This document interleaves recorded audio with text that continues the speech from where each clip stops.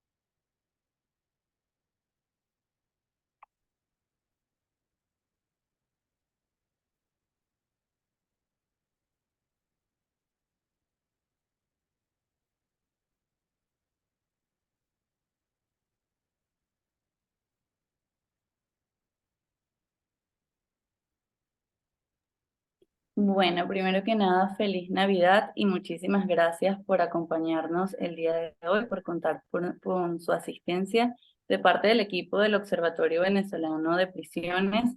Les damos la bienvenida a la presentación de nuestro último informe del año, la historia del Pranato, donde, bueno, expondremos cómo a lo largo de los años el Pranato ha desempeñado un papel significativo en la dinámica penitenciaria de Venezuela desde sus orígenes hasta la actualidad. Este fenómeno no solo ha influido en la vida carcelaria, sino que también ha tenido repercusiones en la sociedad en general, incluso traspasando fronteras. De manera que el informe relata cómo ha evolucionado el pranato en Venezuela, sus implicaciones sociales y su impacto en el sistema penitenciario. Para ello, hemos dividido la historia en tres momentos, seguido de las 7 intervenciones carcelarias desarrolladas el presente año. Por último, culminaremos con unas recomendaciones y conclusiones. Para hacer esta presentación pues más amena y encargada de la abogada Ana Matilde Nadal, quien fue la coordinadora de este informe, asimismo como el abogado Humberto Prado, quien es director del Observatorio Venezolano de Prisiones, y Karen Valera, quien es abogada y coordinadora del Estado Miranda del Observatorio Venezolano de Prisiones, pues ellos se encargarán de relatarnos de manera detallada cómo ha sido el desarrollo de este informe. Entonces, nuevamente agradecemos su asistencia y bueno, contaremos al finalizar de cada una de las ponencias la ronda de preguntas. Muchísimas gracias.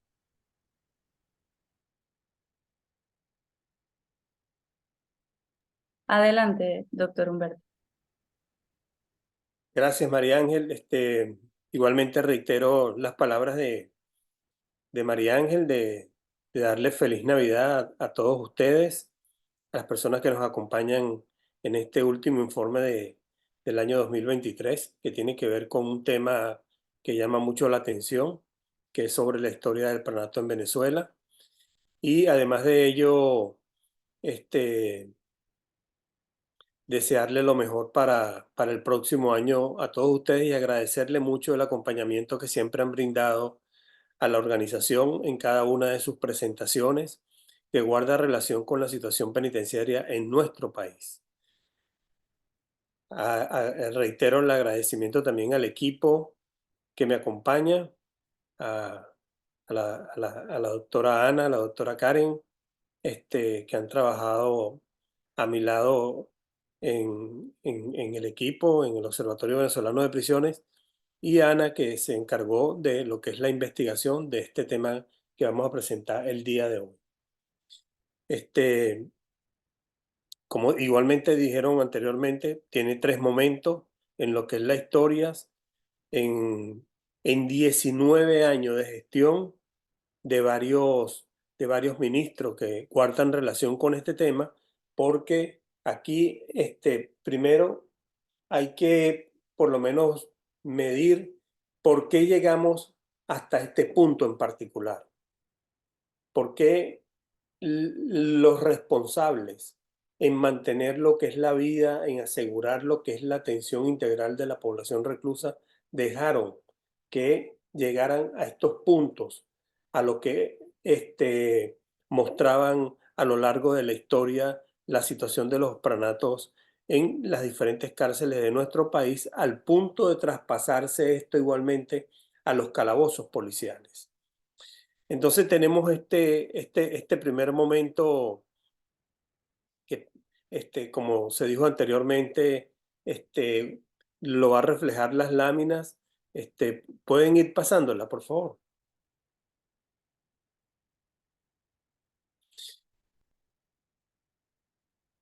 Bueno, hay un pensamiento que nosotros agregamos a este informe que guarda relación con un hombre que luchó por los temas de lo que tiene que ver por la igualdad y los derechos civiles y políticos en Estados Unidos, que es Martin Luther King, que él decía que no me preocupa el grito de los violentos ni de los corruptos, de los deshonestos, de los sin ética, lo que sí me preocupa es el silencio de los buenos.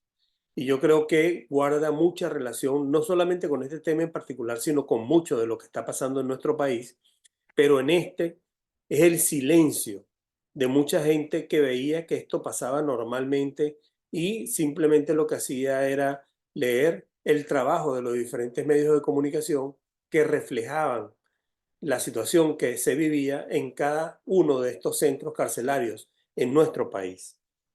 Pase.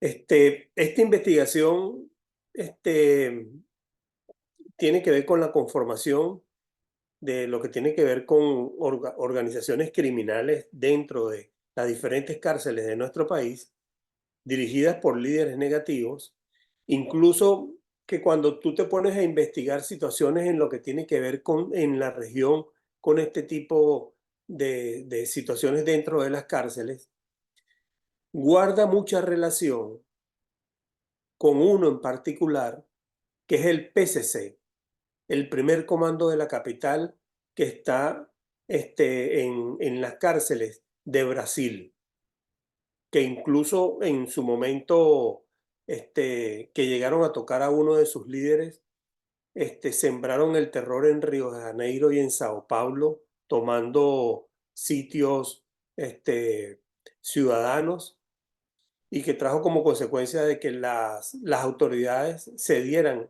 a estas situaciones de las diferentes bandas en este país. Igualmente sucedió aquí con la creación de esto desde los años que venían por lo menos con lo que era el desarrollo de esta figura, que son los pranatos.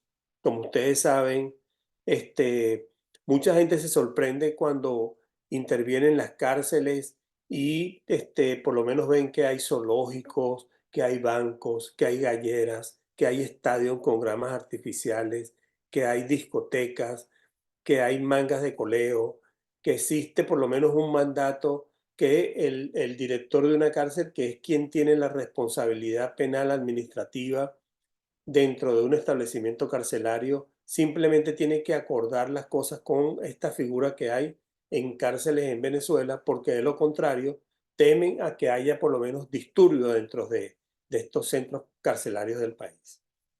Entonces, no nos tiene que sorprender porque incluso medios de comunicación internacionales han reflejado situaciones de lo que venía pasando por lo menos en algunos centros de nuestro país. Pase. Entonces tenemos como una génesis también de lo que tiene que ver con la palabra de Pran, que significa por lo menos preso, asesino, nato, rematado. Y eso proviene incluso de que lo sacó en una investigación un periodista puertorriqueño sobre una persona que acababa de ser condenada a 25 años y que por un asesinato de un señor que por lo menos ejercía en lo que tiene que ver con la situación bancaria en su país, y de ahí comenzó por lo menos a manejarse esa, esa calificación, esa palabra, en cuanto a líderes negativos dentro de cárceles. Y se transfirió a lo que tiene que ver en cárceles venezolanas. Pase. Entonces, aquí tenemos que por lo menos ajustar las cosas a estos tres momentos que nosotros decimos. Desde el 2004 hasta el 2023. Representan 19 años. 19 años en estos tres momentos donde hubo cambio de personalidades de gobierno que cambiaban los ministros, pero lo que hacía era simplemente eh, desarrollarse más la figura dentro de las cárceles de nuestro país. Entonces, tenemos una ausencia de los ministros, como ustedes saben que antes que existiera el Ministerio de Asuntos Penitenciarios, esta área le correspondía al Ministerio de Relaciones Interiores y Justicia y a través de una dirección, que era la Dirección de Custodia y Rehabilitación, y que después cambió de nombre a Dirección General de Servicios Penitenciarios. Y de lo que tiene que ver también en un momento de por lo menos del año 2006 al 2011 con un libertinaje increíble dentro de las cárceles, que incluso para ingresar y para salir tenían que pedirle permiso al PRAN. Para dejar incluso que trasladaran a internos a tribunales tenían que ser permisados por el PRAN de la cárcel como tal. Y después viene un último momento que tiene que ver con la creación del Ministerio Penitenciario y que tiene que ver incluso con un ministerio de facto de pranes. Adelante. Entonces pudiéramos hablar de un primer momento que tiene que ver con la primera gestión del ministro Jesse Chacón, donde él empieza con un plan de humanización penitenciaria de las cárceles que nunca funcionó y que los índices de violencia se incrementaron. E incluso el propio Jesse Chacón aceptó la incapacidad de los directores de controlar el tráfico de armas y de drogas dentro de las prisiones. Sobre todo con la cantidad de armas, cuando siempre trataban de pasar requisa, por lo menos ellos mostraban al público de la situación interna.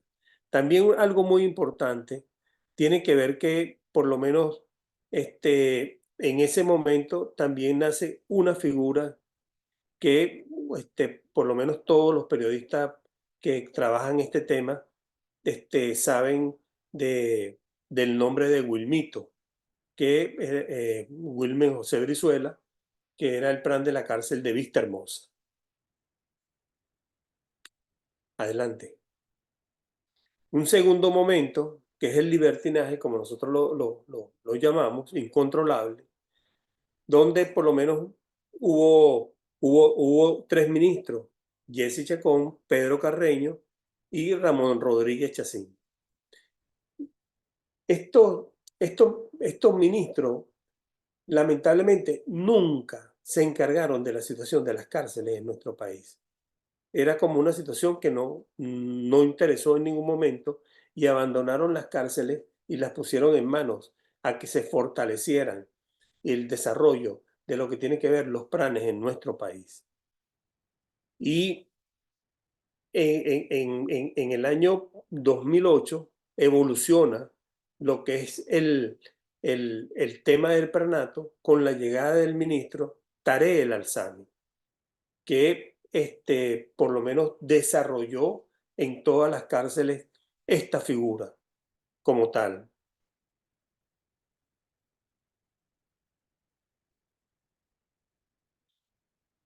Aspectos destacados, por lo menos del segundo momento, que tiene que ver con este tema en particular, es la figura de Wilmer Brizuela, Wilmito, desde la cárcel, que incluso, como ustedes saben, ordenó atacar y asesinar a la ex juez Mariela Casado en el estado Bolívar, pero se confundieron y asesinaron a la hermana. Eso se comprobó, y este señor incluso fue procesado por otro delito, que por lo menos incrementó la situación de la cual él estaba viviendo en ese momento. Al Estado se le salió de control también la situación que se vivió en el rodeo, en lo que tiene que ver en el año 2011. Como ustedes saben, el rodeo 1 y el rodeo 2 vivieron una situación donde fue totalmente incontrolable, y que el Estado pudo asumir el control de estas dos cárceles después de 27 días de enfrentamiento, y donde hubo alrededor de unos 30 personas que fallecieron. Adelante. Después viene un tercer momento que tiene que ver con la creación del Ministerio de Servicio Penitenciario, que nosotros lo denominamos el Ministerio de los Pranes. ¿Por qué? Porque la exministra Iris Varela lo que hizo fue institucionalizar la figura del PRAN.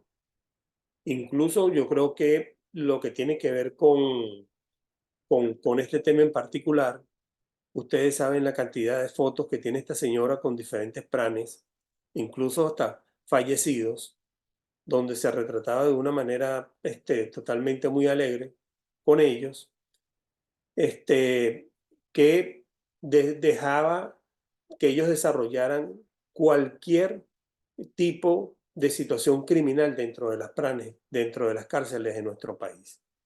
E incluso llegaban al punto de lo que tiene que ver de la movilización de internos de penal a penal acordadas con los pranes y este ministerio, para que por lo menos le llevaran más internos, y de aquí se aumentara lo que tiene que ver la causa que le cobraban a cada uno de los familiares y a los internos. La causa quiere decir la coima, el impuesto que tiene que pagar cada uno de los internos, porque de lo contrario corrían el riesgo de ser asesinados, de ser heridos, o simplemente de ser llevados a las iglesias como para desligarlo de la situación del, del penal, o sea, de no desplazarse. Adelante. Aquí ustedes por lo menos pueden ver fotos de la ministra Iris Varela al lado del PRAN El Conejo. Como ustedes saben, incluso el diario New York Times logró hacer un reportaje en esta cárcel que simplemente la calificó como el paraíso de las cárceles en Venezuela. Está en Margarita, de la situación que es por lo menos internamente, no solamente dejaban desarrollar a esta persona en esta cárcel, sino que incluso el propio periodista que ingresó las narraba de la forma como era él mismo custodiado por esta gente para desarrollar la investigación que estaba haciendo. Adelante.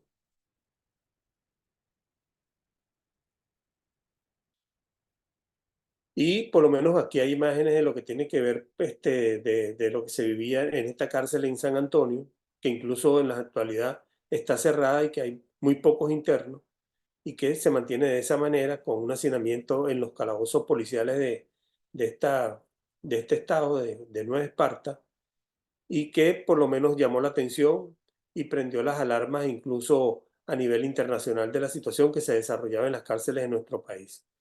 Aquí incluso ven otra foto de Iris Varela al lado de Wilmito, de Wilmer Brizuela, este, que llamó mucho la atención y que incluso la gente se preguntaba cómo una ministra aparece retratada con los principales responsables de los asesinatos, de los secuestros y de las extorsiones que se vivían en los penales de nuestro país. Adelante. Después ella viene con un tema del nuevo régimen penitenciario. Y el nuevo régimen penitenciario consistía en tomar las cárceles, en uniformar a los presos y que estos presos simplemente le enseñaran el orden cerrado y lanzar por lo menos propagandas políticas a favor de lo que tiene que ver con el partido que ella representaba y del propio presidente Chávez. Y que incluso esos temas fueron presentados en la Corte Interamericana de Derechos Humanos y que llamaron la atención a los jueces, no solamente de la Corte, sino también de la Comisión Interamericana de Derechos Humanos y del Sistema Universal de los Derechos Humanos como tal. Por lo menos lo ponían a cantar el himno nacional, igualmente a decir que viva el comandante, que viva la revolución, situaciones que no corresponden en ningún momento de lo que tiene que ver con la situación integral de las personas privadas de libertad. Adelante.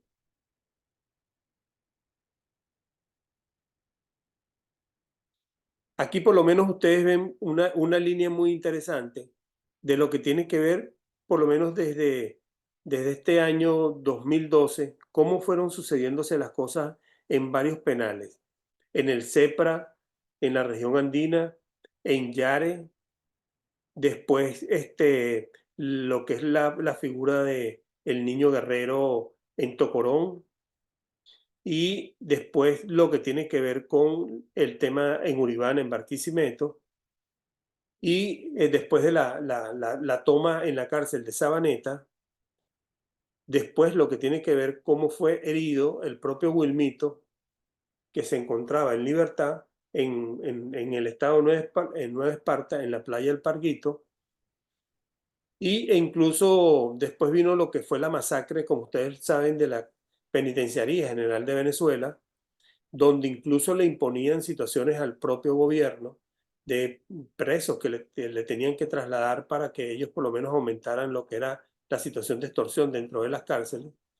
Y después la despedida que hicieron en el 2016 de la muerte del conejo, que resultó asesinado.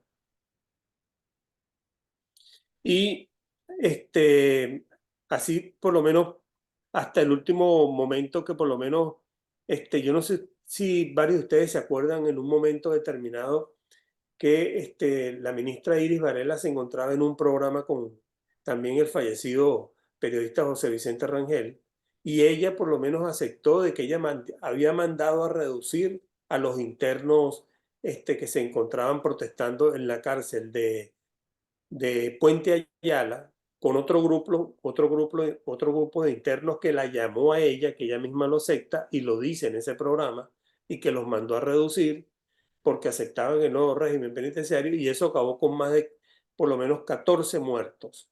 Y esto que yo les estoy mencionando, con cada uno de los años y con cada gestión de cada ministro, es para que ustedes vean la institucionalización, el desarrollo, la creación y la impunidad y la complicidad por parte de las autoridades en el desarrollo de estas figuras de los pranes en nuestro país.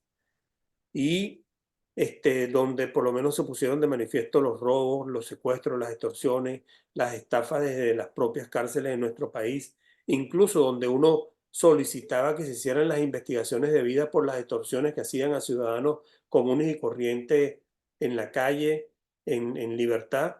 Y el propio CICPC, después que hacía el recorrido de la llamada, cuando uno le decía a la persona afectada que iba al Observatorio Venezolano de Prisiones a poner la denuncia, que fuera el CICPC, y el CICPC por lo menos tomaba el número de la persona que hacía la extorsión, hacía el recorrido de la llamada, y la llamada por lo menos venía de un centro carcelario en nuestro país. Y el propio CICPC le decía a la propia víctima que no podía seguir investigando porque ellos no tenían acceso a las cárceles en nuestro país. Y además de ellos, por lo menos se hacían llamadas, por lo menos ofreciendo protección, ofreciendo devoluciones de vehículos, y todas esas transacciones lo hacían de que la persona afectada entraba a la cárcel a negociar directamente con el PRAN, e incluso le dejaban pasar la cantidad de dinero, por lo menos para pagar la cantidad que le pedían desde la cárcel para poder devolver el carro, para por lo menos ceder en la no presión a los familiares que estaban amenazando. Adelante.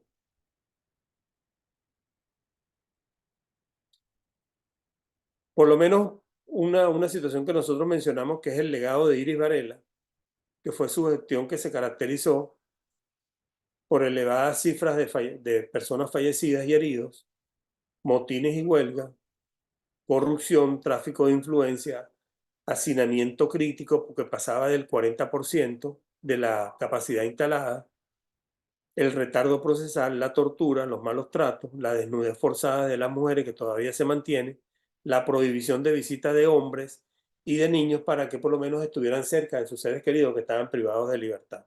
Hay un tema aquí que es importante desarrollar, que el preso, cuando uno habla de él y que por lo menos uno habla exigiendo los derechos que le corresponden, muchas personas por lo menos dicen de que el preso no tiene derecho. Cuando uno habla de que el preso tiene derecho a tener una cama y a tener por lo menos derecho a un cubierto para comer, les da igual.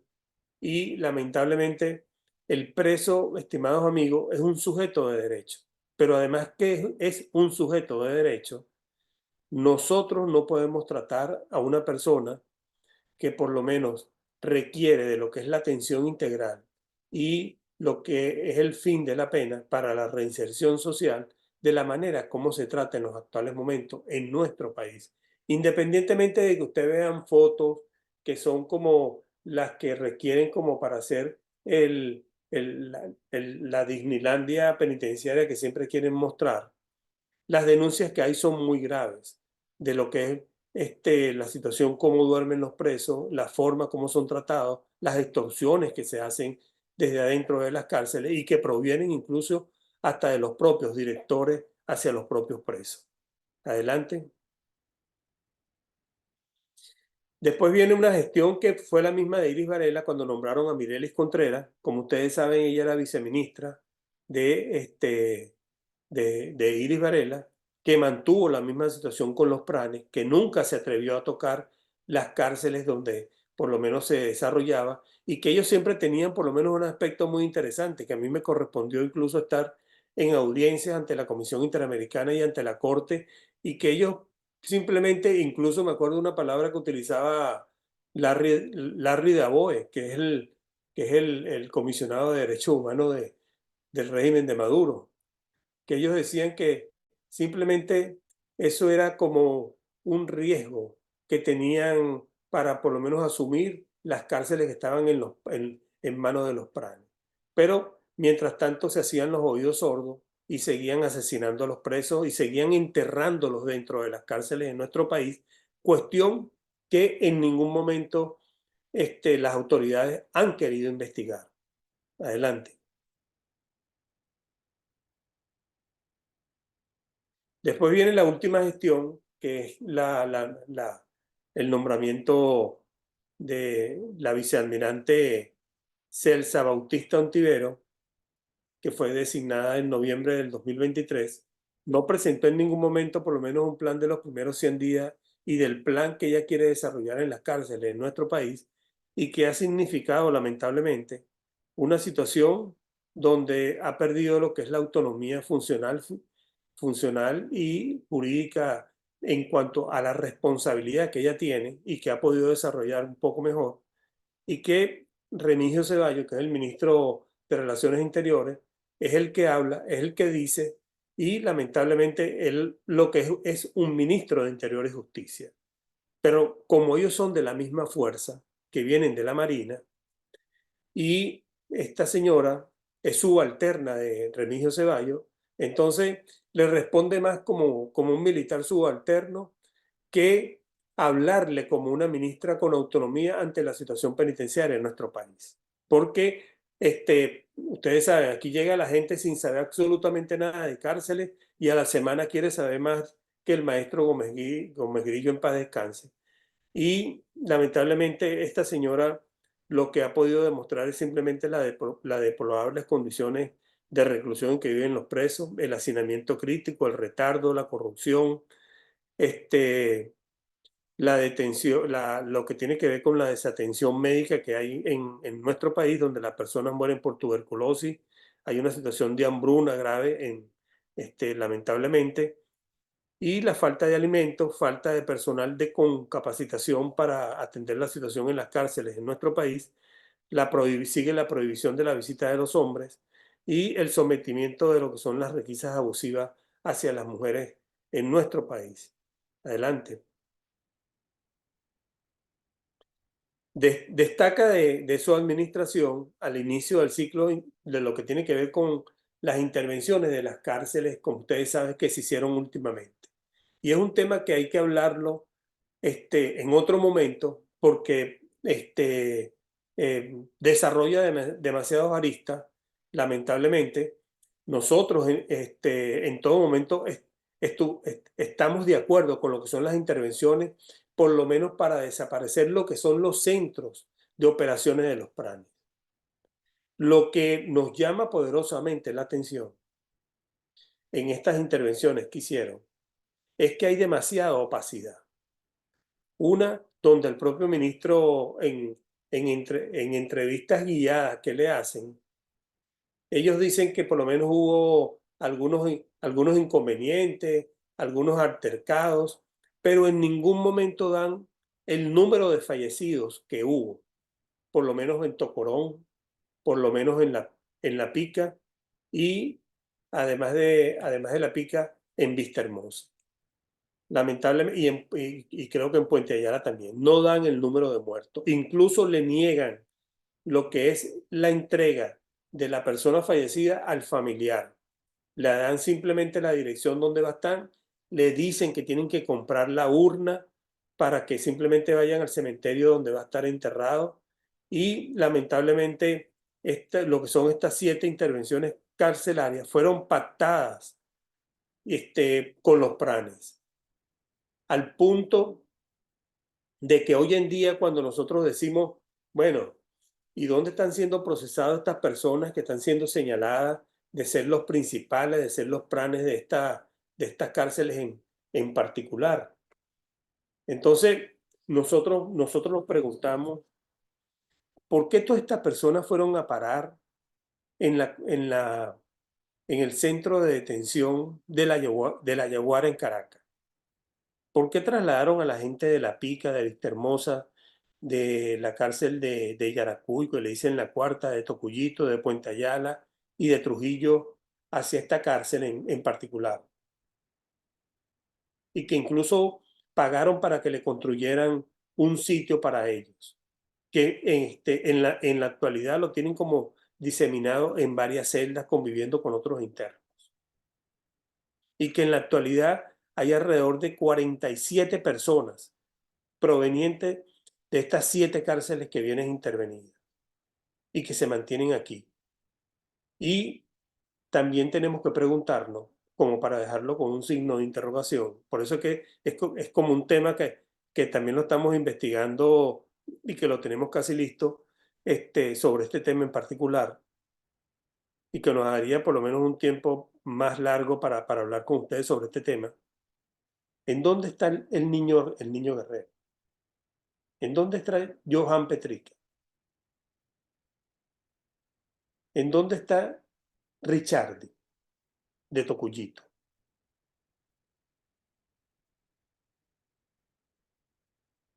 Esas son preguntas que tiene que por lo menos decir la propia ministra y no Remigio Ceballos. Porque Remigio Ceballos es, como se dice, el policía que tiene que ver el Ministerio de Relaciones Interiores.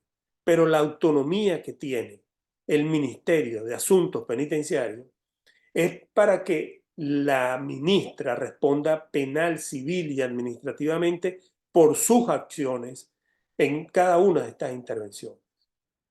Y que de todos estos 8.000 personas que trasladaron a diferentes cárceles en nuestro país y que les paralizaron el proceso, nos preocupa mucho de que tú, para restablecer un derecho, tengas que por lo menos vulnerar 5 derechos a toda una población reclusa, a los familiares, a los hijos, a lo que tiene que ver a el sistema de justicia, que independientemente como no hablan, no oyen, no, en ningún momento no ven, porque no hay autonomía en nuestro Poder Judicial, la situación del retardo procesal por lo menos aumenta aún más de la situación que tenemos en nosotros, en nuestro país.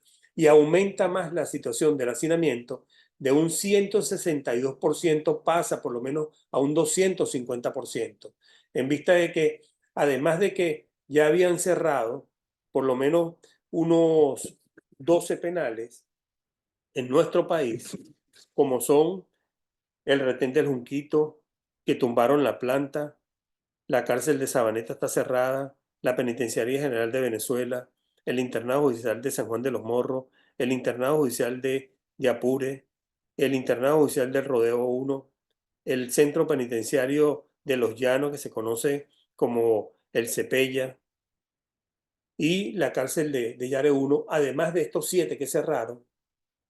Entonces, imagínense, estamos entrando nosotros en un número de 16 cárceles cerradas en nuestro país, que ellos dicen que están restableciendo.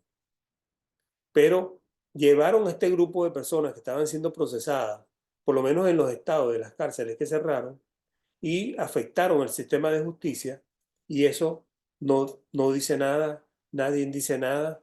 Y lamentablemente también hay una situación donde muchas veces uno ve demasiada complacencia cuando se habla de este tema, y ellos por lo menos caen en la situación de que es por un momento nada más.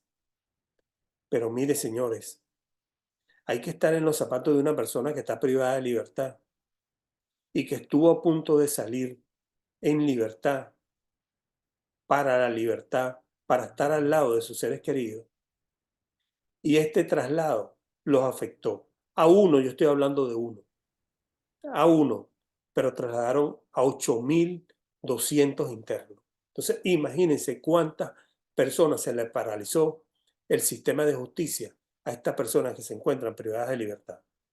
Y de una de las cosas que por lo menos hay que hablar es de la cantidad de causas que cobraban en los diferentes penales del país, que tienen que ver con unos $20 mensuales, y que hacía por lo menos unos $50.000 que tiene que ver al mes.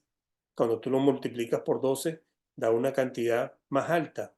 Pero la situación es que no solamente estos planes desarrollaban este tipo de situaciones a nivel interno, las extorsiones, los secuestros, los tráficos de drogas, que tienen que ser aclarados. Adelante.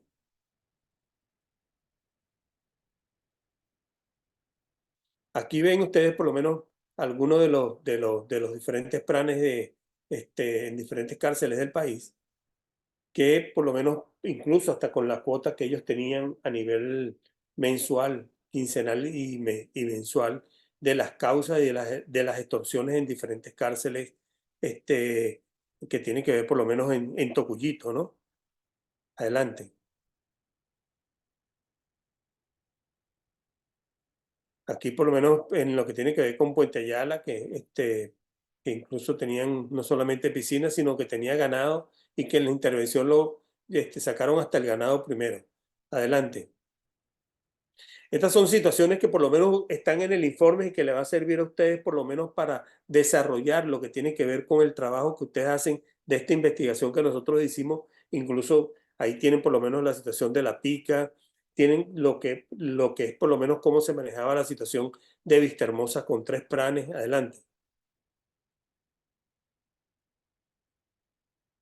adelante.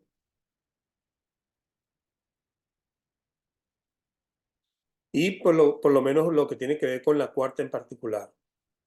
La historia del pranato por sí misma carece de una conclusión cierta cuando el Estado no ha informado debidamente al país sobre la localización de los líderes negativos. Y además de ello, no tienen una visión bien clara de lo que es un sistema carcelario en Venezuela. En Venezuela, por la situación lo que tiene que ver con las responsabilidades. Pero lamentablemente ni siquiera toman como de modelo algunos países que han desarrollado algunos sistemas importantes. Por lo menos nosotros nos hacemos una pregunta muy en particular. Hablamos de cárceles que han cerrado y que no han sido reparadas, pero se encuentran cerradas. Yo siempre tengo por lo menos una pregunta que la dejo por lo menos a todos los periodistas. En el estado Guárico cerraron la Penitenciaría General de Venezuela. Esa penitenciaría, además de tener un área de reclusión, tenía un espacio de 600 hectáreas para la siembra para los presos. ¿Por qué por lo menos si tienen esta cárcel cerrada, no construyeron una cárcel de mínima, media y máxima seguridad antes de las intervenciones para simplemente trasladar a los responsables y no alejar de sus seres queridos a los presos, por lo menos para que estén cerca de sus familiares, de sus madres, de sus esposas, de sus hijos, y eso no afectara la salud de cada uno de estos internos que en los actuales momentos se encuentra con una situación muy grave en diferentes penales donde fueron trasladados? ¿Por qué le afectaron la situación de justicia a toda una población reclusa como poniendo lo que es el dicho ese que por uno pagan todos, o simplemente que la situación acarrea a que por lo menos todos paguen por uno? ¿Por qué por lo menos no se desarrolló este criterio por lo menos primero? ¿Por qué si en Venezuela hay una corresponsabilidad en lo que tiene que ver con la seguridad penitenciaria? La seguridad externa está en manos de la Guardia Nacional. Lo que entró a Tocorón, a Tocuyito, a Trujillo, a Puente Ayala, todo entró porque la Guardia Nacional abrió la puerta. Y después la segunda llave, la segunda puerta la tiene el Ministerio Penitenciario. Entonces, hay una complicidad en cuanto a la Guardia Nacional y al Ministerio Penitenciario. Entonces tú ves nada más en los medios de comunicación que fue detenido el director y el subdirector, ¿ah? Y el capitán y el teniente y el sargento, que eran los responsables de la seguridad externa en esos penales del país. Porque aquí hay una situación donde los militares no se pisan la manguera entre ellos. Entonces, ¿cuál es el más débil? Bueno, el corrupto entonces viene siendo nada más el Ministerio Penitenciario. Y lamentablemente no hay una situación de igualdad donde tienen que ir por lo menos puesto a la orden de la justicia para que la justicia investigue y ponga la sanción debida a los militares y también a las personas que por lo menos están en el área del Ministerio Penitenciario. ¿Por qué todas las armas incautadas no fueron puestas a la orden del CICPC, por lo menos para hacer las respectivas experticias, para ver de dónde provenían esas armas? ¿Cuántas personas han podido haber asesinado? ¿O de dónde vienen estas armas? Si vienen de un robo, si vienen de un hurto, de dónde proviene esa arma, para después presentar un informe a toda Venezuela sobre la situación de las armas que decomisaron en las cárceles del país y después sean puestas para lo que es la destrucción y que las personas vean este tipo de actuaciones de parte de las autoridades, simplemente por algo nada más en particular, porque las autoridades son cómplices de estas irregularidades y que en la actualidad se mantienen cómplices y se mantienen con una impunidad sobre la situación que desarrollaron todos estos grupos de personas bajo el amparo de las propias autoridades. Adelante. Ese sería el cierre con la frase de Mandela, la reflexión. Bueno, Mandela siempre decía que suele decirse que nadie conoce realmente cómo es una cárcel hasta haber estado en alguna de ellas. Y además de ello, también, como nosotros finalizamos diciendo las cosas, la civilización de un país se reconoce no por el trato que le brindan a sus ciudadanos más ilustres, sino el dispensado a los más marginados, que son los presos. Y lamentablemente esa situación en nuestro país no la vemos todavía. Así que muchas gracias. Están las preguntas abiertas. Esto tiene una segunda parte, le digo a los periodistas, porque esto tiene que ver por lo menos con la situación de los planes en Venezuela histórica, que es esta primera parte de las cárceles, y ahora viene la segunda, que tiene que ver con los calabozos policiales. Algunos edulcoran demasiado las frases diciéndole de los centros de detención preventivo, y son calabozos policiales. Andreina, a María Ángel, en sus Y manos. bueno, sí, bueno, bueno, muchísimas gracias por la ponencia y la explicación con detalle de lo que viene en el informe. En unos minutos les vamos a publicar el link del informe a través del chat de esta plataforma para así puedan revisarlo con mayor premura, mayor detalle. Asimismo, bueno, como indicó el señor Humberto, estamos abiertos a las preguntas y respuestas que cada uno de los asistentes tenga. Incluso nos acaba de llegar una de parte de la periodista Carolina Alcalde, que nos dice: hola, soy Carolina Alcalde de La Voz de América. Quisiera consultar si las cárceles intervenidas fueron cerradas o siguen funcionando. ¿Los planes siguen operando? ¿Hay precisión de dónde están todos los reclusos? Y finalmente pido una reflexión sobre los motivos por los que considera se llevaron a cabo esas intervenciones y sobre lo que se sepa de la situación de los planes actualmente. ¿Están más fuertes o más débiles? Esa sería la pregunta. Bueno, Las... Carolina, eh, a los planes simplemente le quitaron los centros de operaciones donde estaban ellos desarrollándose sin problema. Más bien tenían la custodia de la Guardia Nacional y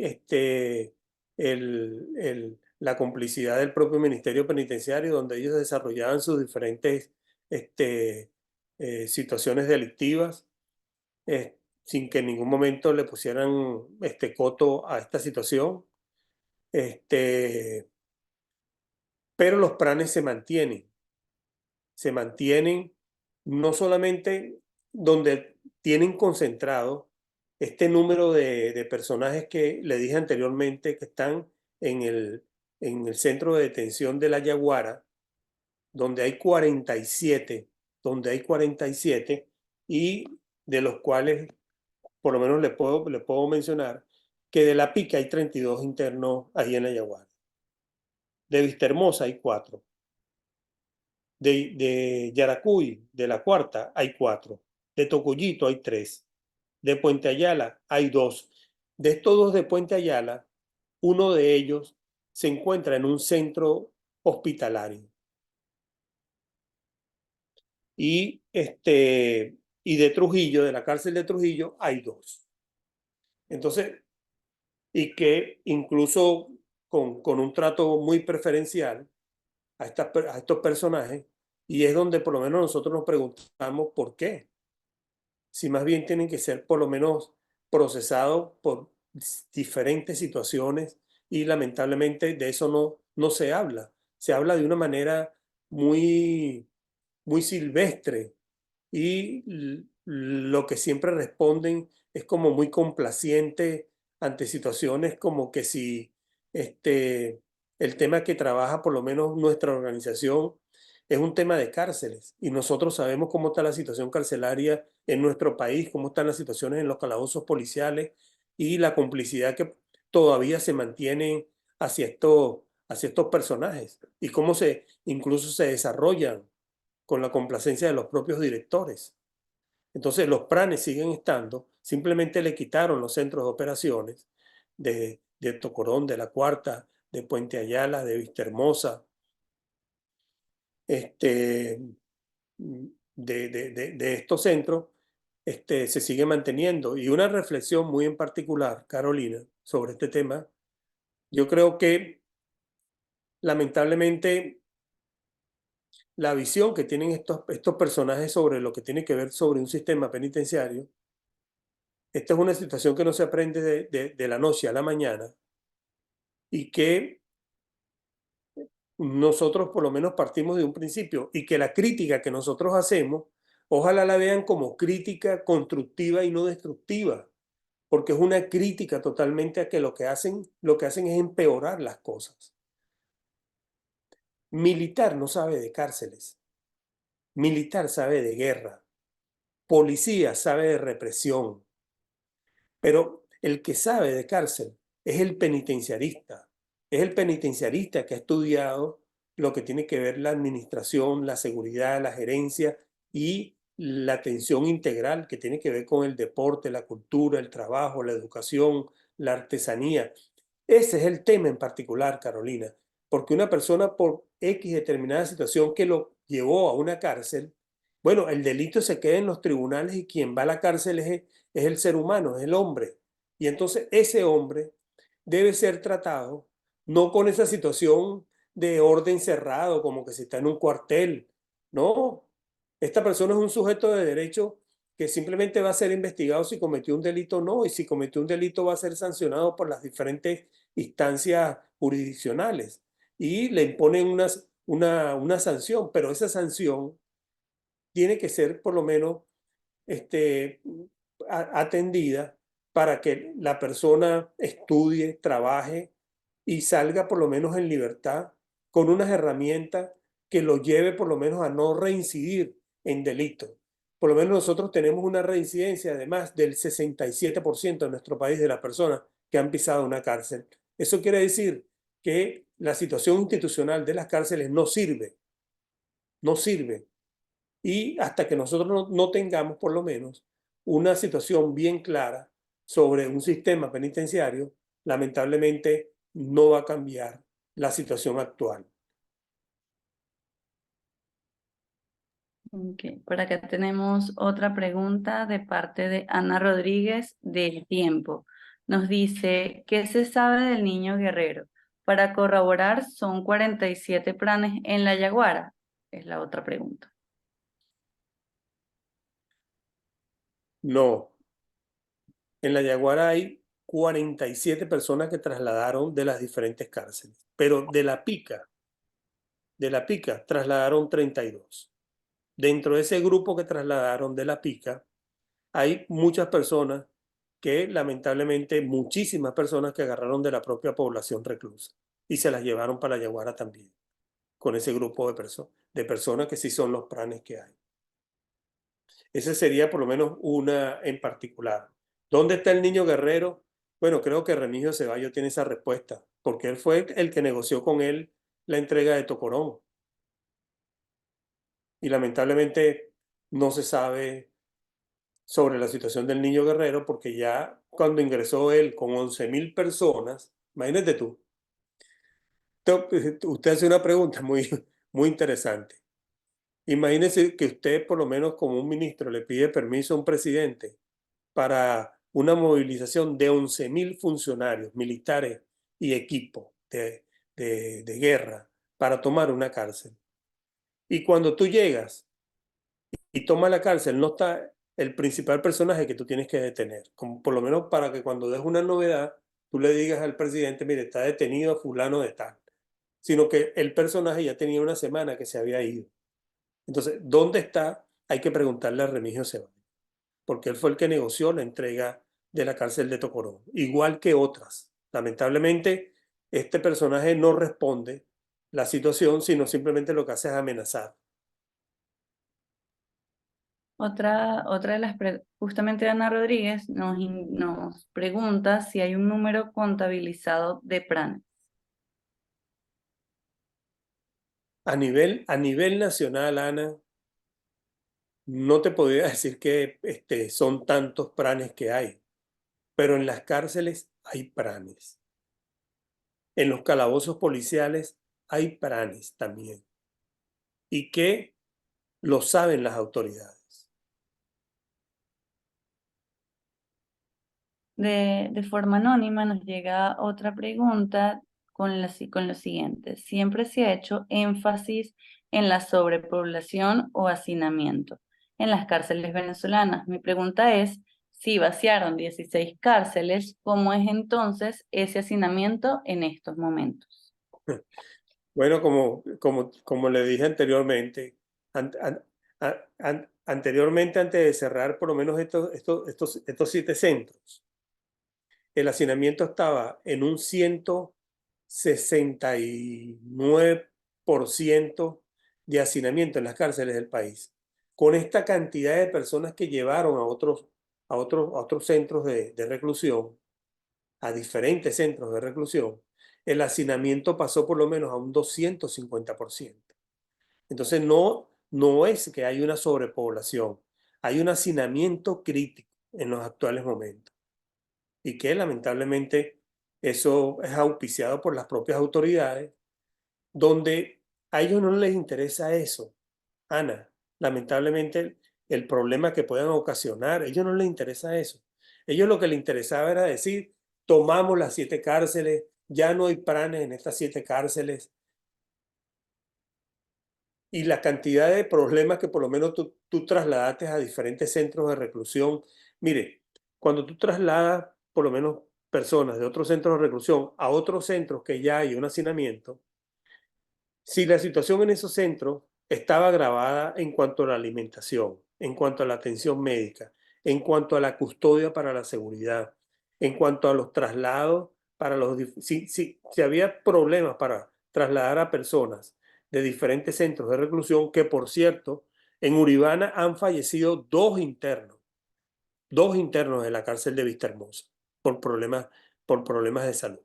Entonces, cuando tú haces ese tipo de traslados así, de manera porque quieres tomarte esa foto, que estamos libres de pranes, estamos libres de situaciones que antes se vivían, bueno, como dice el dicho, tú recoges lo que siembras. Y lamentablemente, yo creo que estos centros tenían que ser tomados, pero particularmente, yo creo que simplemente los que han tenido que ser movilizados son los pranes de estos centros de reclusión, pero no pongas a pagar a toda la población reclusa por las actuaciones más bien de las que eran víctimas esta población por los pranes.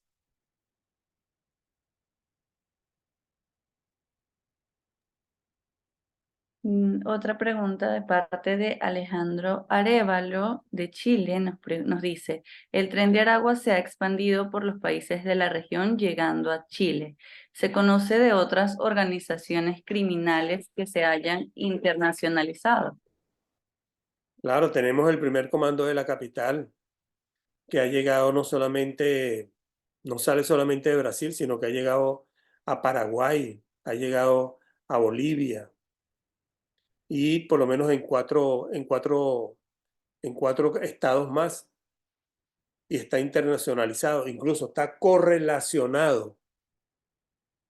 Ustedes tienen que ver muy bien esta situación sobre el primer comando de la capital y el Tren de Aragua, porque están muy correlacionados ellos en lo que tiene que ver con la situación de criminalidad no solamente en sus países, sino también a nivel internacional de lo que tiene que ver en la región como tal. Y es una situación que, mire, yo me acuerdo una oportunidad que yo visité cárceles en Sao Paulo, y nosotros antes de visitar la cárcel nos reunimos con el fiscal de Sao Paulo. Y una de las preguntas que yo le hice al fiscal fue sobre el primer comando de la capital, el PCC. Y en todo momento eso fue negado. En todo momento fue, no, eso existió. Y cuando yo fui a la cárcel, tuvieron que pedirle permiso a gente del primer comando de la capital para yo entrar en esa cárcel. y los conocí. O sea, que es una situación de complicidad entre las autoridades y los propios pranes y del primer comando de la capital. Y en Chile se ha desarrollado mucho esta situación, en Chile, Perú, Colombia, está desarrollado esta situación. Y por lo menos con la pregunta que hizo Ana también, ¿de dónde puede estar el niño guerrero? Bueno, el niño guerrero puede estar en cualquier parte de estos países donde se ha desarrollado la organización del Tren de Aragua. Se comenta que le dieron libertad mediante acuerdos y los enviaron y siguen enviando a crear disturbios y malestar de todo tipo en otros países como Chile, Perú, Argentina, entre otros. ¿Qué hay de cierto? Nos dice Luis Córdoba. Luis, mira, todo eso hay algo de cierto.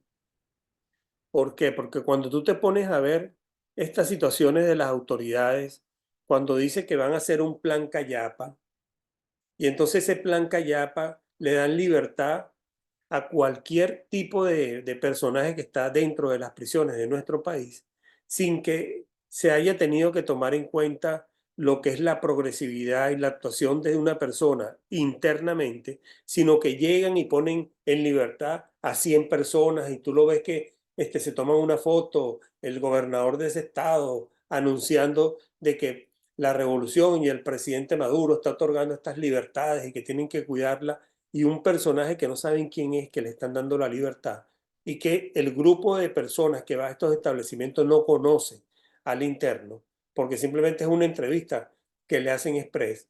Entonces, esta que usted por lo menos dice de que le dan libertad, claro que le dan libertad, y las personas, muchos de ellos, salen de nuestro país y se han institucionalizado en otros países con la anuencia de los responsables de estas situaciones en Venezuela.